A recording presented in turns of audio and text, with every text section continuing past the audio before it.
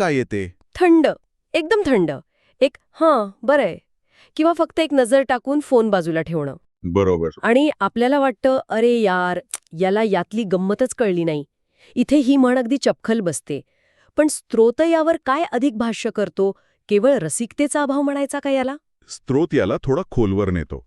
त्यांच्या मते विनोद किंवा मीममधली गंमत समजण्यासाठी फक्त रसिकता पुरेशी नाही. अच्छा? त्याला अनेकदा एका विशिष्ट सांस्कृतिक संदर्भाची म्हणजे कल्चरल कॉन्टेक्स्टची, भाषेच्या न्युआन्सेसची किंवा कधीकधी तर एका विशिष्ट मानसिक लवचिकतेची, कॉग्निटिव्ह फ्लेक्सिबिलिटीची गरज असते.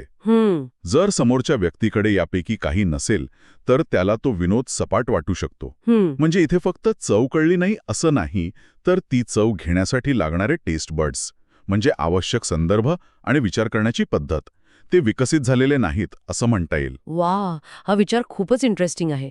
म्हणजे विनोद समजणं